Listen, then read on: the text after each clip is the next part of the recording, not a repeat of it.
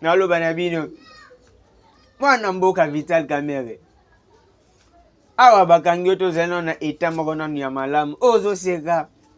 Et puis chose grave pour vous étonner, Baimboka, Vital Kamerhe a fait la remise reprise.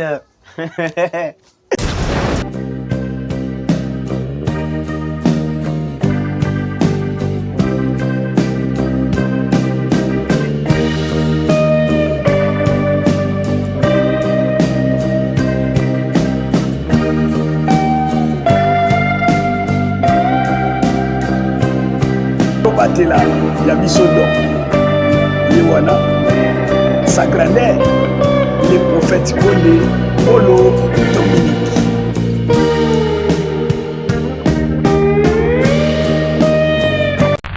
Bonjour, bonsoir, Baimboka, Obozali Kolanda Biso Nanzela ya Cedor TV. Ozali toujours moi Namboka Nabino Dieu merci Tumba, Tomona Isusu na pourquoi ya lelo.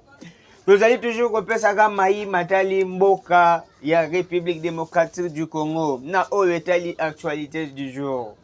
Tout mona qui grâce Koutino a président qui n'intervention ya réunion ya assemblée générale ya Union européenne na mokolo moi lobi. Ameka qui ko défendre jeunesse ndenge kaka jeunesse azalaki lisusu na valeur te na kati ya République démocratique of Congo Baimboka toujours ouais. Félix Tshisekedi a dit qu'on sa valeur parce que si la ministre qui est la plus jeune azali pe moi c'est parce qu'il s'agit que non bana mibale belé basila qui ko dirige na kati ya République démocratique du Congo yango batali tout to pe sa chance pe na moi si yango bomoni Maimboka ezali ko kende liboso na cadre ya République démocratique du Congo na kati ya jeunesse. Mbote Baimboka nalobaki na bino lisapi moko esukolaka elongi te esengaka kaka ezalaka kaka 5 misapi yango wana mwana mboka Dieu merci Tumba nazali kaka toujours na bino boyeba ko soutenir émission bo liker bo partager bo aimer nako parler sur les conseillers communaux ya République démocratique du Congo Baimboka pe nako simba lisusu les FARDC. Baimboka concernant les conseillers communaux de la République démocratique du Congo, bazali toujours pour réclamer. Bazo réclamer pour Nanini, les conseillers communaux. Ils ont été élus, votés et directement avec le député, le président de la République démocratique du Congo. Pour Nanini, les conseillers communaux, bazali ko déclarer. Les conseillers communaux, bazo déclarer suite à passeport.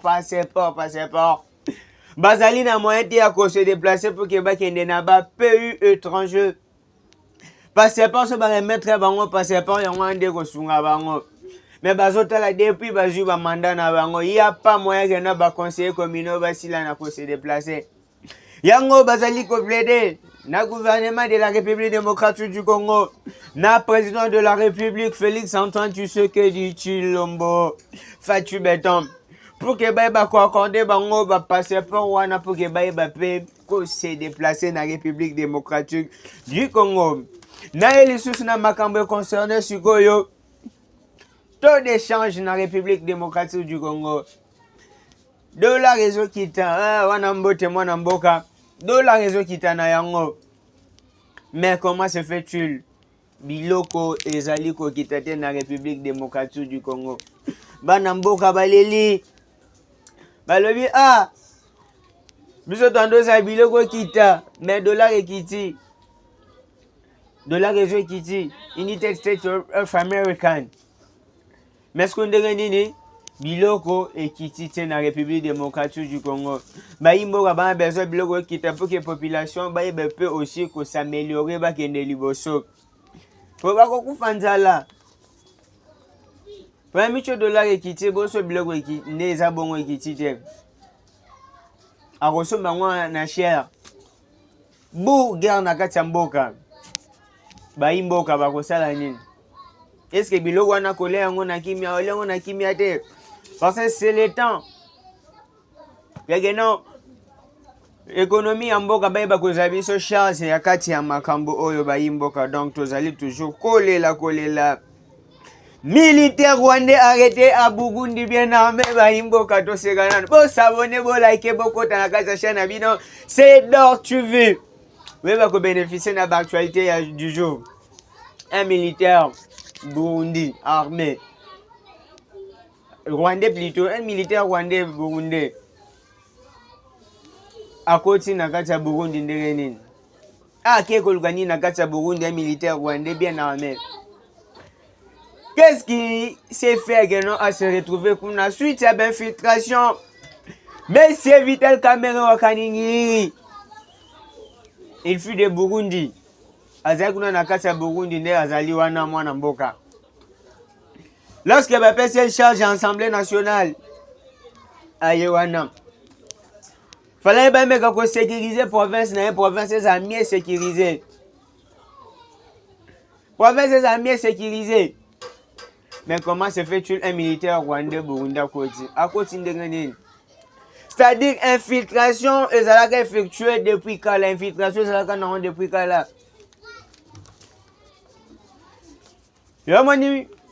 Mais c'est bon, ça le chers collègues guider les groupes armés. Sur les groupes armés, là, M. Vital Kamerhe était inclus dedans. Azalaki Zaki Nakachuana. Infiltration continue de Grenine. Yom toujours gérer province nao. Tu as des députés au bazar de ta part. Au bazar gérer province wana. Mais où ensemble nous? Peuple congolais le loba betelo maboko M. Vital Kamerhe zonga na pouvoir, zonga wana na beba ko betelo sous maboko te. Parce que tu n'as pas mieux géré. Toutes les postes nominatifs aux personnes dans la République démocratique du Congo. Du cap du chef de l'État. Qu'est-ce que tu as fait? As-tu détourné l'argent de 100 jours? Bon, à 100 jours et qu'il y a tout le monde Baimboka. Ah, bakange na te mata meteli na te komina boete. E komeli na te Baimboka. Kaka ndenge nazoseka toujours bo like bo aimer ezali mwana mboka na bino. Dieu merci Tumba l'international. Je suis là. Oh tolobaka TV za radio te. Na loba na bino. Mwana mboka Vital Kamerhe. Awa bakangi to zeno na état moko na ya malamu. Ozo seka. Et puis chose grave pour vous étonner Baimboka. Vital Kamerhe a fait la remise reprise. Na mwana mboka Isaac Jean-Claude Chilumbai aluki asanini asani remise reprise pour que l'essentiel luka alongwa na kati ya ngambo. Mais c'est pas ça que ça le tenant Vital Kamerhe Wakaningiri alongwa na kati ya ngambo. Parce que les services de renseignement bazali kolanda toujours mwana mboka Vital Kamerhe. Malgré tout sécurité wa bandota mbonango ba cortège nyonso wana balongoli yango pembeni na ye. Eh, mama na ngai. Il sera mieux protégé oui ou non? Et l'autre habite na minicho. Balongoli sécurité pas na ye. Sécurité il va marcher avec sa présent. Parce que sécurité oyando mo liboso bando betele maboko ba komisa ye umela veka. Mais les là se retrouver sécurité ou un renforcement grave nandakuya mboso kodja. Ba renforcer sécurité nae pourquoi? Parce que Vital Kamerhe est quelqu'un de malin. Mutu mabe. Bataille que non de tout ce total la minute quelque chose pourrait s'effectuer là en mabe. Qui sont des complices maintenant d'atterrissage? Il y a président de la République démocratique du Congo. Félix Antoine Tshisekedi Tshilombo, l'atterrissage na niveau de l'aéroport Yandjili. Le DG de la RVA, régie de vent aérienne, Yepe Alougi a ça la remise de reprise. Suite à quoi? Ils ont été tous condamnés. Service de renseignement a été mis sur le Corona Bango.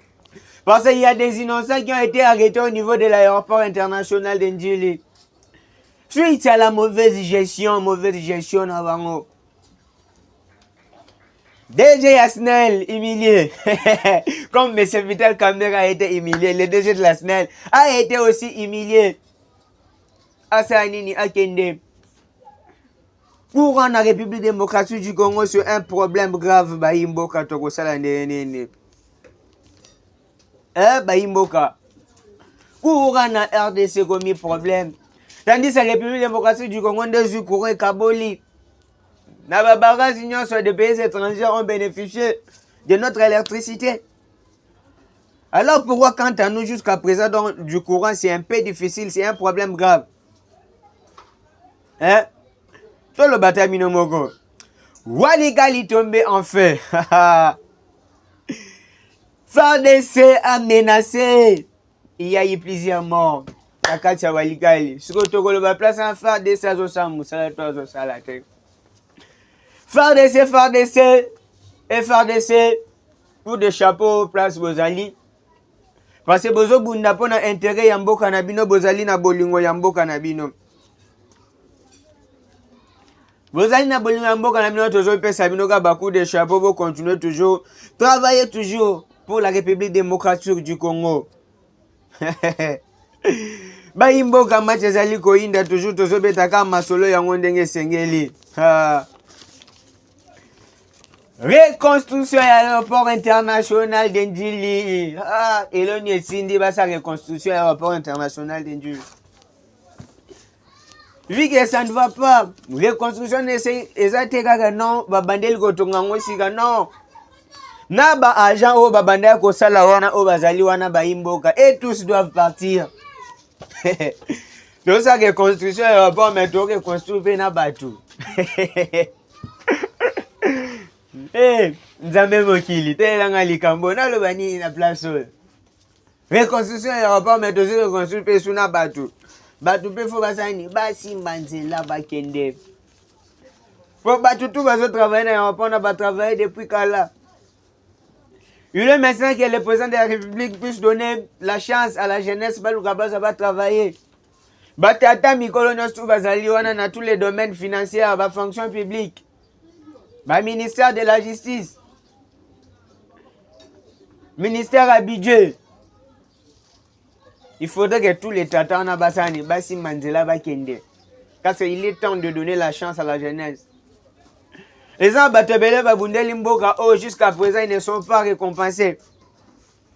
Mais nous voyons que non, des mafieux kaka na batata na mikolo baza toujours kawana. Et on a basali en train d'empêcher le mandat de chef de l'État. Il y a quelqu'un de l'Ivosoté. Et puis, chose grave de part de Vital Kamerhe. Comment se fait-il va envoyer ses agents pour récupérer les histoires qui se retrouvent au niveau de l'Assemblée nationale? Il en avait acheté avec son argent? Ou soit avec le fonds du pays, ou soit du gouvernement. Sur le dossier de 100 jours, l'argent qu'il avait détourné là, c'était son argent. Est-ce qu'il en est remis? Même si soit son bac qui bilogo se figurer dans l'Assemblée nationale dans bon onae. Bayimboka. Li sapi moko sukola kelongite zaka 5 misabika kandenge na zo bisabino Bayimboka. Bo like bo aimer bo partager émission. Donc FARDC bazu contrôle. Yanzibara. Ils ont pris le contrôle. Basa Musana bango kitoko coup de chapeau. Nekolobe susu le wazalendo waza chou wazamen. Les wazalendo sont en train de défendre l'intégrité territoriale Bayimboka kaka ndenge toyebi. Il y a eu des groupes de wazalendo qui ont été formés aussi. Les vrais wazalendo ont dit non rien bénéficié sur les fonds et les soutenances au Tondo Tinda Nakata Est de la République démocratique du Congo. Son ministre de Weba vrai wazalendo bazali wapi. Tomi tuna motuna. Babloko waneza trike kei wapi. Kei wapi Bayimboka tomi tuna. Le budget donné comme l'État, présent cours constitutionnel. Bayimboka. Il doit être aussi poursuivi na bambongo ya ba magistrat. Mbongo ya ba magistrat sali sunini Bayimboka. Oyo na kopesa bino switch nango na émission ezali koya. Ye moko bisika zali ayebi. Comment se fait-il? Il doit être poursuivi pour na mbongo ya ba magistrat. 100 millions de dollars de gardes détournés. Oh, batina pour na ba victime ya Kisangani qui ont détourné cet argent-là. Mbongo wane ke wapi? Toi na situation de la République démocratique du Congo ba imboka kaka nde nazo sabino circulation na kati ya nzela est un peu difficile. Banzela fermé partout banzela za kokanga ba imboka pour arriver à la destination. Malheureusement que la société va comprendre que tout ça dans la République démocratique du Congo. Mais la circulation routière est un peu difficile. Ministre quand il était peur, les gouverneurs de la ville, Moussala Bazo Sala to éviter. Moussala na bango, eza nini. Bazana ba conseiller pembeni. Est-ce que pendant ça nzela sengeli ka kokanga tous les nzela directement na mbalamango. Mais plus jamais ça pourrait pas se faire en République démocratique du Congo banamboka. Oh, yo mwana mboka na bino Dieu merci. Mukolo lisapi mako esukolaka elongi te melongolaka bipoti mais sengeli za la mitano. L'union fait la force ba imboka biso moko nde to reconstruire notre pays. Ba luka ba pesa la chance à la jeunesse renon la jeunesse à travailler à kende liboso. Po boye. Eza normalité. Hein? Yo moko mi lobele skeza kenan, eza normalité. Basala musana bango lolenge ndeni esengeli. Farde Sazosa Musana est le président de la République démocratique du Congo. Premier vice-président. Nakata Union européenne ba imboka. Au besoin les casques bleus seront longs à République démocratique du Congo pour en finir avec la guerre de l'Est. Hey. Avec la soutenance de Donald Trump. Baimboka tozali kokende na kati ya koshite peuple congolais to réveiller conscience na biso. Lelo ba mabule tondi na kati ya ba quartier na ba commune to. Nous avons des bourgmestres, des gouverneurs na ba province to bisika to bozali. Lorsque moni ke no gouverneur zo sa musate ba mwana mboka kolukate ba flatter yo. Cherche à révéler la vérité. Révèle la vérité. Panza teke mwana mboka. Veuillez commenter, like ba imboka.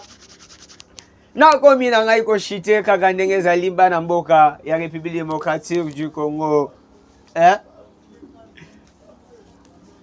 Les forces armées de la République démocratique du Congo, ils sont en train de faire leur travail. Toti kama kambake non. Oyo boena wena bena. Walikali est tombé. Nani a ici yango. Les alinga nayo même pas. C'est les FRDC. Ils sont en train de faire leur travail, bazo sa musana bango ba imboka. Et l'autre zobetaka c'était reconstruction ya banzela.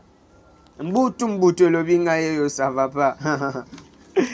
Constant Mutamba sélectionné un nouveau gouvernement oyo kobima ba imboka na ibite impression na bino ezanini. Vital Kamerhe ako regagner prison na minute oyo ba imboka. Donc bazo sala échange remplacement Constant Mutamba zo zongela ba fonction na ye ba poste na ye. Bino bana mboka bolobi nini? Na makambo oto zali ko kendeli oso.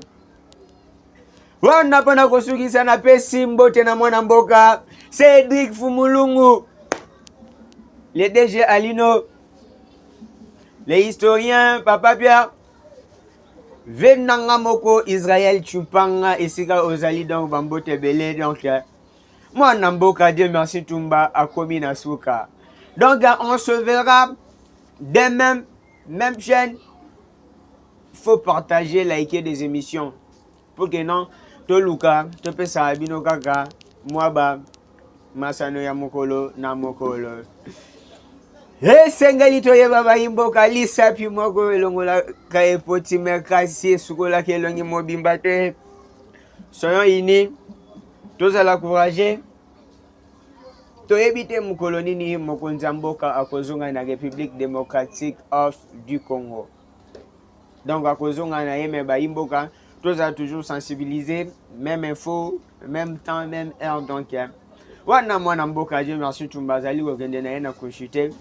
Bino moko boyebi DGSNL. Tozo luka changement eza la pensée besoin mon courant partout ici en RDC courant eza na ngwete. Nous souffrons tozali na kati ya ko souffrir. Molili na kati ya Kinshasa. courir comme mari de nuit en République démocratique du Congo. Biso bato et Seigneur que nous bénéficier dans courant wana. Mais on n'en est pas bénéficié. Et comme il n'a aucun cas imboka. Tout ce sont là, tout mis ce solisa, tout à la conscience. Et pourtant, va député wana bakoya. Va convaincre la binote na polo. Va convaincre la binote ba maman na fait sali pour ta o ba samapa. Pour que ni ne bolu ka bo voter bango lisusu. Parce que tout de suite voter bango to. Maintenant bazo ça pour intérêt banane. Intérêt ya bana na bango. Yango na lobby déjà soyons unis déjà tous en abamoko. Wana ezalaki les présentateurs na bino ya émission politique na nzela ya Cédor tu veux. Dieu merci Tumba l'international congolais. Yango nazo bisa bino ciao à la prochaine. Nzambe akoba na kopambola bino.